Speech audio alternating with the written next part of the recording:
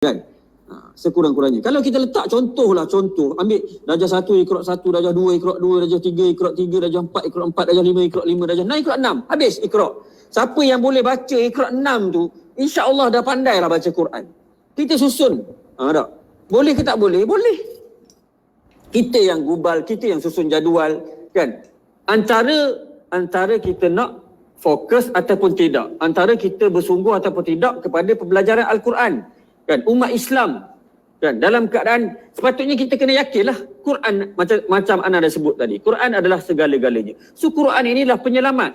Kita nak selamatkan anak bangsa kita nak selamatkan remaja-remaja, pemuda-pemuda kita hari ini yang ramai tak baca Quran pun, sedangkan Al-Quran itu mukjizat. Orang yang bersama dengan Quran, dia akan dapat energi yang positif dalam diri dia.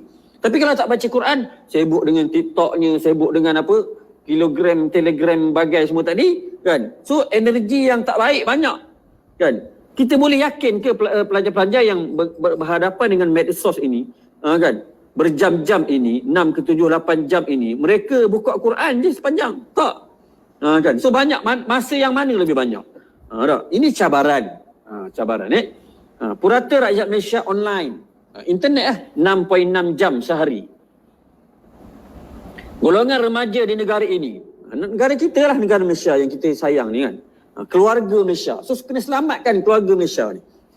Negara yang terbabit dengan digital drug sangat membimbangkan apabila kajian mendapati mereka memperuntukkan masa selama 8 jam sehari untuk melayari internet. Allahu Rabbi. 8 jam sehari melayari internet. Terbabit dengan digital drug. Boleh faham kot digital drug tu. Allahu Rabbi. Takut. Kita nak sebut pun takut. Kan? Bimbang dengan apa yang berlaku pada hari ini. Kan? Jadi dia kata kajian juga menunjukkan bahawa purata tempoh rakyat Malaysia melalui internet sangat tinggi, iaitu 6.6 jam sehari. Dan kebanyakan pengguna mengakses internet menggunakan telefon pintar sebanyak 93.1%. Tu dia. Jadi tinggilah sebenarnya. Kan? Tinggi. Ini contoh. Ini bukan saya kutip tepi jalan, ni berita kajian SKMM. Rakyat Malaysia kuat layari laman sosial. Tu dia. Berdasarkan statistik yang dikeluarkan oleh Jabatan Perangkaan Malaysia, penggunaan teknologi tersebut secara individu meningkat 5.4% daripada 84.2% kepada 2019, kan, kepada 89.6% 2020. 2021 ni masih lagi PKP. Rasa-rasanya nanti kita tunggulah kajiannya. Mungkin lagi naik kot, kan. Lagi lama duduk rumah ni. Tak? 98% menyertai rangkaian sosial. Okey? Itu tentang medsos, kan, media sosial. Kemudian remaja hari ini juga ramai lagi yang terlibat tentang gaming. Kan? Game yang online. Ini pun satu cabaran bagaimana kita nak mendidik anak-anak, kan. Okey. Remaja ketagih main game meninggal dunia akibat stroke. Sebab apa? Sebab terlalu lama, kan. Yang tu anda kata tadi. Kalau kita bersama dengan Al-Quran lebih banyak ataupun dengan aktiviti-aktiviti yang bermanfaat, dia akan datang aura positif. Kan. Tambah-tambah lagi Al-Quran ini adalah mukjizat, masya-Allah, kan. Al-Quran ni dia bukan ayat ataupun kalam biasa, dia kalam Allah Subhanahu wa taala. Okey? Jangan berlebihan ketika melayari game online dan media sosial. Pensyarah bagi nasihat kepada pelajar-pelajar, kan. Nak buat macam mana, kan? Payah kita nak kawal. Payah kita nak kawal benda ni. Remaja perempuan maut akibat ketagih online. Ni bukan dekat Malaysia, ni dekat Jakarta. Seorang remaja perempuan berasal daripada Banyumas, Jawa Tengah meninggal dunia selepas mengalami gangguan saraf dipercayai akibat ketagih permainan video secara dalam talian. Ini nak ceritanya aura negatif. Kan? Nampak tak? Boleh datangkan negatif. Kemudian televisyen, TV, tak? Kadang-kadang kita nak kawal anak kita sendiri. Pengalaman saya tak? kadang-kadang waktu maghrib. Kan? Waktu maghrib kita nak suruh anak pergi mandi. Kan? Kemudian lepas mandi nak suruh sembahyang ataupun sebelum maghrib tu kita suruh makan dulu. Dia jadi liat sebab apa? Sebab dia duduk depan TV lah. Kan? Ni realiti kita sendiri pengalaman. Sebab apa? Sebab waktu maghrib tu lah dia tayang upin-ipinnya. Waktu maghrib lah dia tayang kartun-kartun yang budak-budak minat. Kan? Jadi cabaran televisyen. Ini semua perlu kepada penguatkuasaan. Kan? Penguatkuasaan. Mungkin yang berkuasa boleh fikirkanlah bagaimana nak selamatkan. Terlalu lama menonton TV, turunkan fungsi retina. Kan? Bahaya terhadap mata anak-anak kita. Kan? Bahaya. Mata. Kalau sebab selalu sangat tengok skrin. Ni doktor. Kan? Doktor yang sebut. Bukan Ana sebut. Kan? Kalau Ana sebut mungkin tetap percaya. Ustaz sebut je, sembang je. Tak, kita datangkan fakta. Kan? Supaya apa? Supaya kita fikir bersama. Kan? Macam mana kita nak alihkan perhatian anak-anak kita untuk anak-anak kita lebih banyak kepada Al-Quran. Okey, jadi apa yang Ana nak share pada malam ini? Tu baru mukadimah tu. Ada. Okey. Apa yang Ana nak share pada malam ini mungkin pengalaman diri sendiri dan juga beberapa maklumat-maklumat yang Ana cuba baca dalam buku-buku yang telah ditulis oleh asatizah kita dan juga beberapa maklumat yang Ana cuba cari dekat internet. Kan, antaranya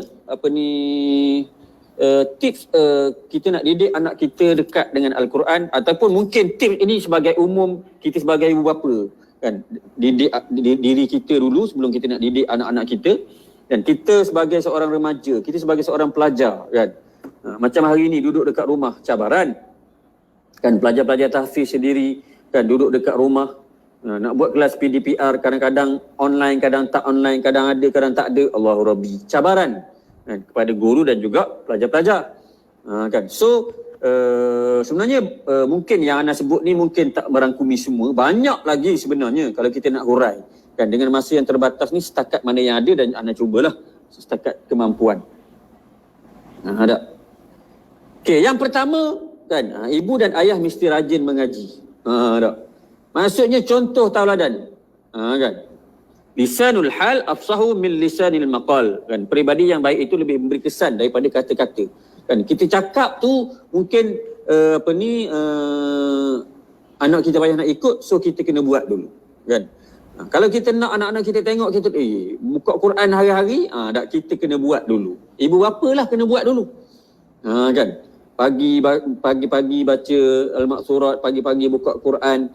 Kan, kemudian lepas setiap semayang buka Al-Quran, kan. So bila kita buat benda tu, kan, pertama-tama kita ibu bapa, kan, dan anak-anak hari ni kita bersama dengan keluarga, kan, boleh aktiviti, kan, dalam keluarga, tak, buat jadual baca Al-Quran. Contohnya setiap waktu solat, setiap kali lepas waktu solat baca satu muka surat. So sehari dapat 5 muka surat, kan, sehari dapat 5 muka surat. Kalau seminggu, kan, 7 hari kali dengan 5 jadi 35 muka surat. Sejuzuk lebih dah seminggu. Kan? 35 muka surat. Satu juzuk ada 20 muka surat. Nampak tak? So seminggu dah sejuzuk yang lebih. Kalau sebulan mungkin sejuzuk lebih tak. Kalau sebulan 4 ke 5 ke 6 juzuk. Kan? Sebulan 5 ke 6 juzuk. Kalaulah contoh kita dapat 6 juzuk sebulan, kan, maknanya apa? 5 bulan khatam, 5 bulan khatam. Setahun boleh khatam 2 kali. Ambil pula Ramadan sekali khatam, jadi 3 kali setahun khatam.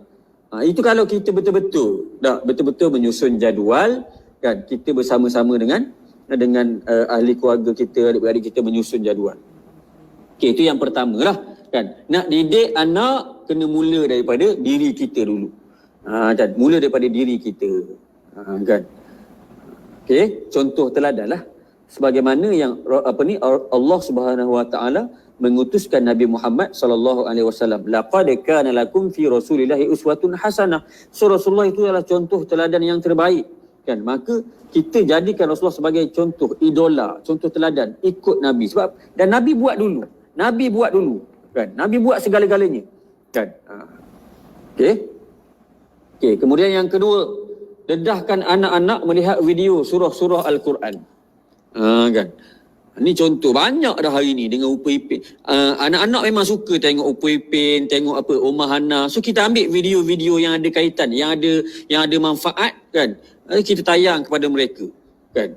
Sambil-sambil tu pun sambil-sambil apa? Sambil-sambil makan apa ni ataupun sambil-sambil tengok TV tu bukanlah nak kata tak boleh langsung tengok cerita lain, boleh, tapi dalam masa yang sama tu kita cuba nak tarik minat dia kan, supaya dia fikir ataupun supaya dia dalam masa yang sama dia ada alternatif untuk dia tengok. Tak boleh, tak adalah tengok benda-benda yang tak sepatutnya dalam channel TV tu kan. Ataupun hari ni boleh ada USB pen drive tu cocok dekat TV tu kan. So boleh pasang video-video yang macam ni. Untuk tarik minat dia orang, untuk didik dia orang supaya mengikut bacaan, ikut nyanyian tentang Al-Quran, tentang alif huruf-huruf Al-Quran dan sebagainya lah. Okey. Contoh, kan contoh. Ada.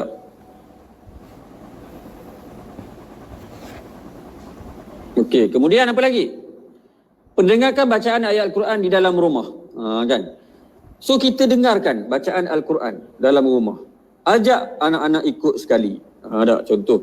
Pendengarkan bacaan Al-Quran ini samalah macam video tadi, lebih kurang lah dia punya fungsi. Sebenarnya kita lebih kepada nak wujudkan suasana dalam rumah. Suasana dalam rumah kita tu kena wujudkan suasana Al-Quran lah. Tu nak bagi tahu tak? Suasana Al-Quran. Tak? Jadi waktu macam Ana dekat rumah, Ana beli Al-Quran 30 juzuk ni, kan, radio Quran ni, Ana pasang 24 jam. Non-stop kita pasang. Waktu tidur pun dengar, waktu makan pun dengar, kan. Waktu tak kira lah waktu dia mandi, waktu dia nak anytime Quran tu dipasang dalam rumah. Non-stop. Kan non-stop kita pasang. Tak kira lah nak guna CD ke, kan, nak guna radio Al-Quran ke. So terpulang kan. Hari ni lebih mudah, kadang-kadang dekat smartphone kita pun kita boleh pasang Al-Quran 30 juzuk kan. Download Quran Android tu boleh pilih syekh mana yang kita nak pasang. Kan, ni antara cara lah kan, antara cara. Kan. Sebenarnya dari sudut memperdengarkan bacaan Al-Quran ini kan, dari sudut kalau kita betul-betul kan nak latih anak-anak kita dekat dengan Al-Quran, kita boleh perdengarkan ataupun kita bacakan ayat-ayat Al-Quran ini kan ketika mana baby dalam perut ibu lagi, kan, ketika mana baby dalam perut ibu lagi, kan, apatah lagi waktu dia dah lahir, waktu dia dah umur 1 tahun, 2 tahun, 3 tahun, ibarat kata pepatah, melentur buluh biarlah dari rebungnya. Kena didik daripada awal. Kan. Mengikut seorang profesor daripada Jepun, Profesor Makoto Shichida, kan. Dia kata apa dia? Dia kata baby dalam perut ni kan, apa yang dirasai oleh ibu akan dirasai oleh anak dalam perut, baby dalam perut. Apa yang dialami oleh ibu akan dialami oleh anak dalam perut. Nampak tak? Jadi kalaulah ibu tu dia banyak dia banyak baca Al-Quran. Itu sebab ulama-ulama kita menggalakkan baca Al-Quran kan. Ulama-ulama kita ni dia cerdik kan, dia pandai nak tarik perhatian orang perempuan tak, supaya dia contoh dia kait, nak anak comel baca surah Yusuf, nak anak cerdik baca surah Luqman, contoh kan. Sebenarnya kalau boleh khatam Quran waktu hamil tu lagi bagus, itu yang terbaik. Bayangkan kan, sambil-sambil baca Quran tu pegang perut kan. Baby dengar mak nak baca kan, nak baca Al-Quran hari ni juzuk yang pertama. Kemudian esok masuk juzuk yang kedua, juzuk yang ketiga. Kalau khatam Quran waktu hamil tu lagi, itu yang terbaik. Sebab apa? Sebab anak kita ni dia akan rasai apa yang dialami oleh ibu, apa yang dirasai oleh ibu kan. Ini disebut oleh seorang profesor saintis daripada Jepun, kajian yang dia buat. Kan. Tu dia. Ada seorang lagi profesor, Brent Logan. Dia buat alat untuk tenangkan, untuk stabilkan degupan jantung baby. Nama alat dia Baby Plus. Baby Plus ni letak kat perut. Tujuan apa? Tujuan untuk stabilkan degupan jantung baby. Alat tu hanya bunyi dap, dap, dap, dap, dap. Ayat dia macam tu je. Bunyi dup, dup, dup. Gitu je. Kan? Hanya bunyi itu saja. Alat tu. Kan? Dekat perut untuk apa? Untuk stabilkan jantung baby. Bayangkan kalau kita baca Quran. Quran ni mukjizat kalam Allah. Kan? Ya Allah kata ala bi zikrillah tatma'innul qulub. Tatma'innul qulub kan. Baca Quran, tenangkan hati. Kan? Rasanya lebih hebat lagi daripada alat yang dicipta oleh orang barat tadi. Tak? Allahu Rabbi. Nampak tak? Ni Quran. So kan bagi mereka-mereka yang tengah mengandung ke ataupun yang dah kahwin kan, dah tahu, dah disahkan mengandung, boleh banyakkan baca Al-Quran, kan. Elakkanlah buat perkara-perkara negatif. Tak? Okey. Itu pengalaman lah, cerita tak. Kemudian ajak anak-anak menghayati kisah-kisah daripada Al-Quran. Ada satu lagu yang sangat menarik tentang cerita-cerita Nabi ni. Kumpulan apa tah yang nyanyi lagu cerita Nabi Nuh tu kan. Kemudian cerita-cerita Nabi-Nabi Muhammad, selawat-selawat kan. Kita tarik minat dia kan. Supaya dia tahu dalam Quran ni ada segala-galanya. Tak. Dalam Quran ada macam-macam kan sebenarnya. Kan. Allahu Akbar. Ni kehebatan Al-Quran. Kan. Cerita-cerita zaman dulu kan. Hebat Quran ni cerita dulu kan. Kemudian cerita sedang berlaku dan cerita yang akan datang, bahkan cerita sampai kiamat dalam Quran. Mana ada kitab yang cerita zaman dulu, kemudian cerita yang sedang berlaku, kemudian cerita akan datang, bahkan menjangkaui kehidupan manusia selepas mati. Tidak lain tidak bukan Al-Quran. Al-Quran. Kan? Segala-galanya. Allahu Akbar. Macam mana? Tak. Macam mana? Nak tarik minat, nak latih diri kita sendiri sebelum anak-anak kita dan pelajar-pelajar kita kan, bermula dengan diri kita. Kemudian belikan Al-Quran untuk dia. Memang. Ini pengalaman Ana sendirilah dengan orang rumah, isteri kan. Bila kita beli Quran tu, kita bagi Quran dekat anak kita ni, dia punya senyum panjang. Yalah, dia dapat sesuatu kan. Biasa beli mainan, beli baju, dia seronok. Ni beli Quran untuk dia. Ni Quran untuk adik, ni Quran untuk kakak kan. Quran ni baca, beli Iqra kan.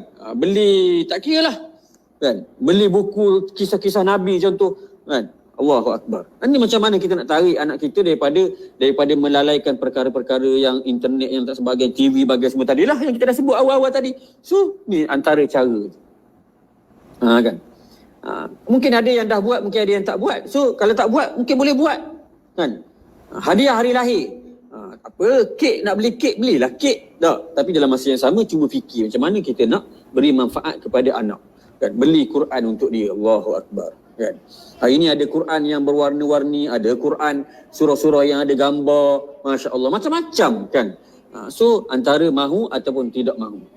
So tanyalah diri masing-masing. Kemudian, ni antara benda yang kita boleh buat kan. Ajak anak-anak baca surah Al-Mulk contoh, ataupun 3 kul kan. Ajak anak baca doa tidur, baca 3 kul, baca ayat kursi sebelum dia tidur kan. Baca doa kan. Ni antara nak tarik minat. Supaya apa? Supaya kita melatih dia dalam segala hal, mencontohi Nabi, dalam segala hal Al-Quran, dalam segala hal zikir, dalam segala hal doa, dalam segala hal minta dengan Allah Subhanahu Wa Taala.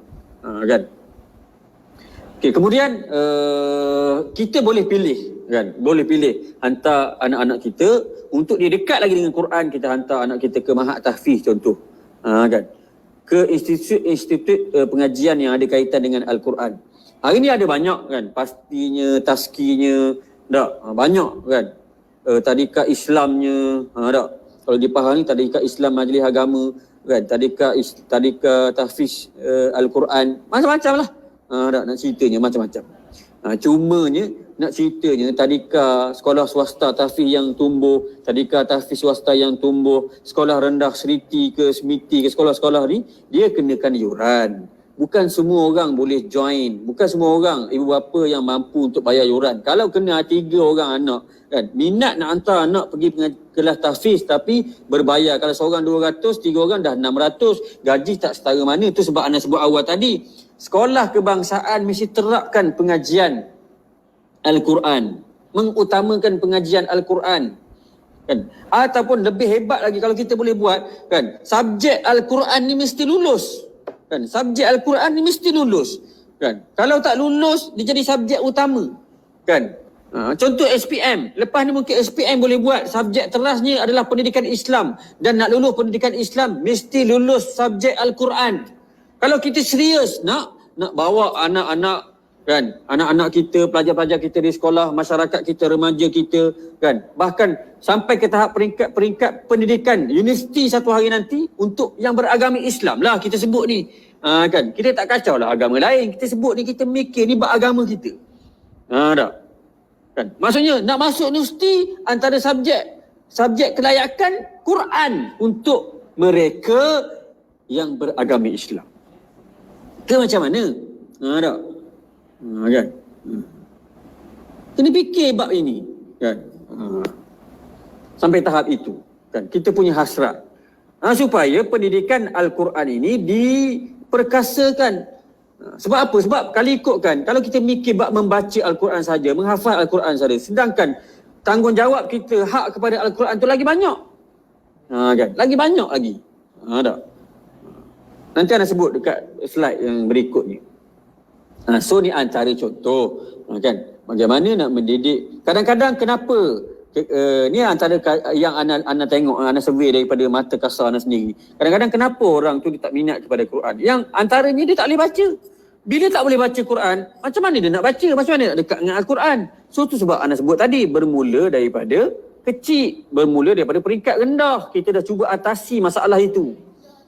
Bila dia dah sampai ke peringkat mahasiswa contoh, dia dah pandai baca Quran, dia akan baca Quran. Untuk mencari ketenangan, tak?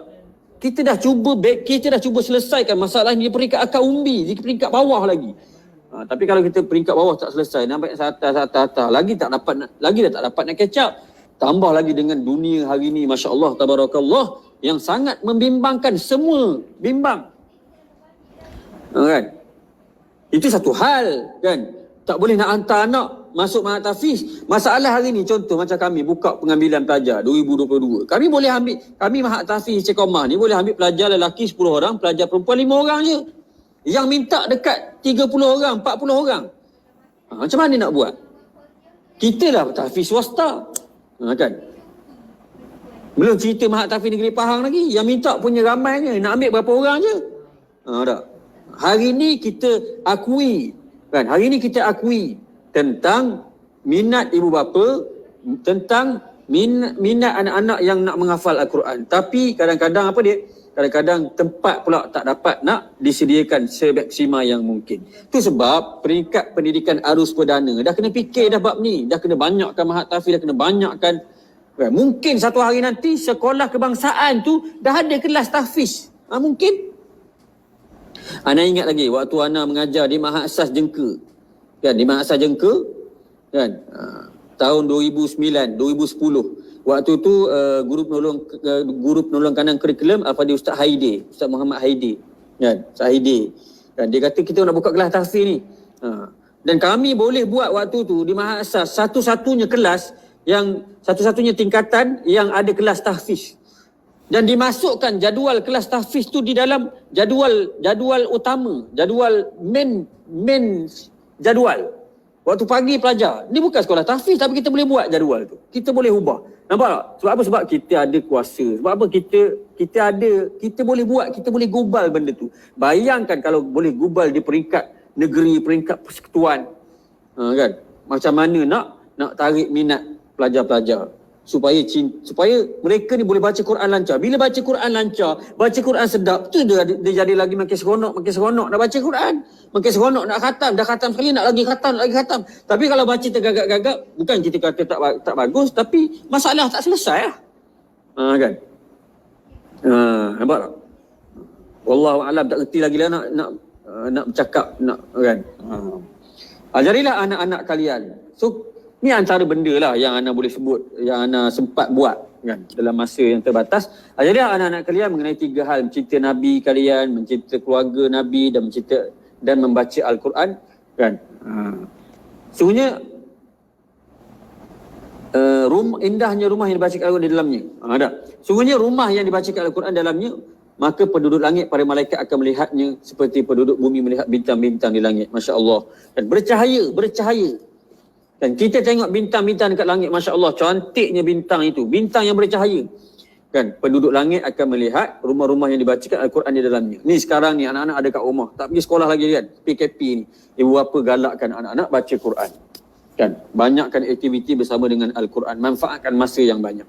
Kenapa ajar anak Al-Quran daripada kecil? Hikmah kebijaksanaan. Siapa yang baca Al-Quran sebelum balik umurnya, maka akan dikurniakan hikmat kebijaksanaan kepada kebijaksanaan pada usia kecilnya. Budak akan jadi cerdik bila baca Quran. Kan? Itu sebab kata Al-Quran ni dia mukjizat. Dia bukan dia bukan Allahu Rabbi. Tak tahu nak cakap macam mana. Dia mukjizat yang datang daripada Allah, yang Allah kurniakan kepada Nabi Muhammad. Dan kekal kita sampai hari ni boleh baca Quran. Kan? Boleh mengkaji Al-Quran. Kan? So ibu bapa kena ambil peluang. Kan? Kena ambil peluang untuk mengajak anak-anak bersama-sama. Kan? Sungguhnya sebuah rumah benar-benar akan terasa sempit bagi penghuninya, dijauhi malaikat, dimasuki oleh syaitan-syaitan, dan sedikit kebaikannya jika Al-Quran tidak dibaca di dalamnya. Kan? Banyakkan aktiviti bersama dengan Al-Quran. Jangan kalian jadikan rumah kalian seperti kuburan. Sungguhnya syaitan lari dari rumah yang dibacakan Al-Baqarah di dalamnya. Baca Al-Quran lah. Kan? Imam Syafi'i, aku telah menghafal Al-Quran ketika aku berumur 7 tahun dan aku telah menghafal kitab Al-Muwatta ketika aku berumur 10 tahun. Itu Imam Syafi'i. Ini contoh-contoh yang kita boleh ambil. Sahal bin Abdullah bin Tastari, aku pulang pergi ke madrasah belajar Al-Quran dan aku berhasil menghafalnya ketika berumur 6 atau 7 tahun. Ibn Sina telah menghafal Al-Quran ketika berumur 10 tahun. Ini ulama-ulama dulu. Mereka cuba kehebatan ulama-ulama dulu. Mereka ni peringkat kecil lagi dah khatam. Bukan khatam baca Quran, hafal Quran. Itu sebab kita kena selesaikan masalah pembacaan Al-Quran di kalangan anak-anak di peringkat rendah. Kan, kalau boleh peringkat tadika. Hari ini pun ada dah tadika-tadika yang telah berjaya mengkhatamkan pelajar-pelajar. Maksudnya peringkat umur 3, 4, 5, 6 tahun dah khatam pun ada dah hari ini. Kan, Masya Allah, hebat. Tapi bukan semua lah boleh hantar anak-anak ke peringkat tadika yang bayar 300-400 tu. Kan? Nampak? Itu sebab kita cadangkan di peringkat Kementerian Pelajaran Malaysia supaya memikirkan masalah ini. Ini contoh-contoh teladan yang mungkin kita boleh fikir lah. Kan? Budak 2 tahun dah hafal 42 surah. Masya Allah, tabarakallah. Kan? Sahabat boleh cari kisah ini, kisah yang menarik tentang budak ini. Kan? Budak ini dekat internet boleh cari, jumpa. Kan? Tak nak hurai banyak lah. Tak. Mengaji Al-Quran tajamkan fikiran. Jadi amalan pelajar cemerlang. Memang pun dalam pengalaman Ana sendiri, pengalaman kawan-kawan kita, kalau kita tanya tok-tok guru kita pun, kan, Masya Allah, kan, mereka yang tak luput dengan Al-Quran ini, kan, disiplin dengan Al-Quran, kan, solat hajat, kan, menjadi amalan seorang pelajar cemerlang yang memperolehi keputusan Mumtaz Sofi dalam pengajian dalam sijil tinggi agama Malaysia STAM. Kan. Ni tentang Al-Quran. Tahukah anda, dengan membaca Al-Quran bertajwid, otak kanan dan kiri anda akan aktif? Otak kita ni dia ada otak kiri, otak kanan, dan ada otak kiri. Otak kiri fungsi dia berbeza dengan otak kanan. Kalau kita tengok kat sini pun, kan, otak kanan ni dia lebih kepada holistik, otak kanan lebih kepada warna-warni, otak kanan lebih kepada seni, otak kanan lebih kepada capture gambar. Ni otak kanan. Tu macam sebut situlah, tazakur, tadabbur, emosi, hafazan, warna, bertaranum, kan. Kemudian otak kiri ni dia fakta, dia analisis, kan, matematik, tertib, kan, fakta, huruf, hukum, angka. Ni otak kiri, kan. So bila kita baca Quran, otak kita akan Dalam masa yang sama, kalau kita faham lagi Al-Quran yang kita baca, dia akan mengaktif kedua-dua belah otak. Orang yang hafal Quran, dia akan capture ayat. Nampak? Itu otak kanan. Kan? Hukum tajwid pula, kan? Huruf-huruf, baris, itu belah, tu otak kiri. Otak kanan ni dia tengok, kan? Dia capture muka surat. Atas ayat apa? Kemudian bagi kedua ayat apa? Bagi ketiga ayat apa? Ada tanda apa? Nampak tak? Tu otak kanan. Ini tentang otak manusia. Kan? Otak manusia ni canggih tau. Canggih daripada laptop, canggih daripada telefon lagi. Otak manusia, otak kita ni Allah cipta. Masya Allah, hebat otak kita. Bayangkan, nak cerita tadi tak, yang kajian saintis Profesor Makoto Shichida, dia kata apa dia? Dia kata apa yang dirasai, apa yang dialami oleh ibu akan dirasai dan dialami oleh anak dalam perut. Bayangkan waktu kita dalam perut, kita dah menerima maklumat yang dialami, maklumat yang dirasai oleh ibu akan diterima oleh maklumat ataupun maklumat dah masuk dalam otak waktu dalam perut lagi. Sampai sekarang maklumat masuk dalam kepala kita, dalam otak kita. Ada otak kita pecah? Tak ada. Kan? Otak kita ni hebat, Masya Allah. Daripada dulu lagi maklumat masuk sampai sekarang, tak pernah pecah. Dan dia boleh. Dan otak ini lagi banyak masuk maklumat, lagi banyak kita baca, lagi banyak kita baca Quran, lagi banyak kita kaji, lagi banyak kita baca buku, dia akan menjadi kita lebih genius. Ini otak. Orang yang rajin fikir, orang yang rajin baca, orang yang rajin mengkaji, orang yang mengkaji, meneliti, kan, membuat analisa, kan, otak dia akan jadi lebih genius daripada otak orang yang malas membaca, otak orang yang suka banyak tidur, contoh kan. Nampak tak? Tu contoh. Ni otak manusia canggih ni, kan. Kita punya handphone, kita punya laptop tak, kapasiti dia punya hard disk tak, kapasiti dia punya space, kan. Kalau dah penuh macam mana? Dia bagi warning, tang tak, full storage. Nak hantar mesej WhatsApp pun tak lepas. Sebab apa? Full storage, penuh dah. Tak boleh pergi dah. Tapi otak manusia, Masya Allah, tabarakallah. La hawla wa la quwwata illa billahil aliyil azim. Ini kehebatan otak manusia. Dan itu sebab didik anak kita dengan Al-Quran daripada kecil, anak kita akan jadi genius. Bukan anak kita, kita pun. Kita pun. Kadang-kadang ada orang dewasa kan, yang tak boleh baca Quran. Anda pun pernah jumpa waktu pengalaman dulu buka kelas mengaji kan. Orang dewasa kata, Ustaz, saya ni otak dah berkarat dah. Kan? Payah nak masuk dah. Dia kata otak dia berkarat. Betul ke otak dia berkarat? Dia tahu mana otak dia berkarat? Kan? Boleh belah tengok berkarat ke tak berkarat? No, tak ada. Itu alasan saja. Bila kita start membaca, kita start mengkaji, kita start meneliti, otak kita akan jadi cerdas balik. Dalam masa yang sama, cubalah suplemen sebagaimana yang imam sebut. Kata kalau nak hafal hadis, makanlah kurma hitam dengan masuk kismis. Kan? Makan kismis, kan? Makan buah anggur yang boleh Allahumma salli ala sayyidina Muhammad mencerdaskan otak. Tak ada masalah makan buah kurma, minum air zam-zam banyak kan. Minum air yang dibacakan Al-Quran, itu antaralah. Tapi nak ceritanya otak ni lagi aktif, lagi bagus. Lagi aktif, lagi cerdik. Lagi aktif, lagi genius. Kan? Jadi jangan bimbang. Banyakkan masuk maklumat dalam otak kita. Dan memang otak kita, dia suka maklumat dimasukkan. Ni kalau kita buat kajian tentang otak lah. Kan? Memang otak kita ni dia minat. Dia suka kita masukkan banyak maklumat. Kalau kita tanya ramai di kalangan kita pun, kan, antara bahan bacaan yang hitam putih dengan bacaan yang berwarna-warna, ramai yang akan sebut bacaan yang berwarna-warna lebih minat. Kan, tu otak kanan, dominan otak kanan. Tapi tak boleh lah kita nak dominan otak kanan je, mesti kena dominan, dia kena aktifkan kedua-duanya. Tapi memang ada orang yang dominan otak kanan, ada orang yang dominan otak kiri. Kan, tak apalah tu.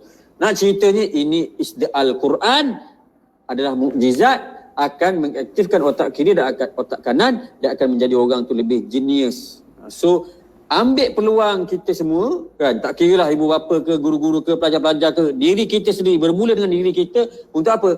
Untuk merebut peluang membaca Al-Quran, menghafaz Al-Quran. Kan? Buatlah setakat mana kita mampu. Ma la yudraku kulluh, la yudraku kulluh. Kan? Kalau tak boleh buat semua, jangan tinggal semua. Kan? Kita boleh hafal ayat surah-surah pendek je. Hafal. Jangan berhenti. Hafal. Kan? Juzuk ammah hafal. Okay? Tanggungjawab. Ni tanggungjawab nak sebut tadi. Kalau kita fikir bab membaca Al-Quran saja, sebenarnya jauh lagi perjalanan kita ini. Kan jauh lagi perjalanan kita ini. Kan bermula dengan membaca Al-Quran, tadabbur, mengamalkan isi kandungan Al-Quran, menghafaz Al-Quran, menyampaikan Al-Quran, kemudian memperjuangkan Al-Quran. Jauh lagi perjalanan kita ni sebenarnya. Soalnya ialah masalah yang berlaku di kalangan masyarakat kita dalam negara kita ni. Umat Islam ramai yang tak boleh membaca Al-Quran.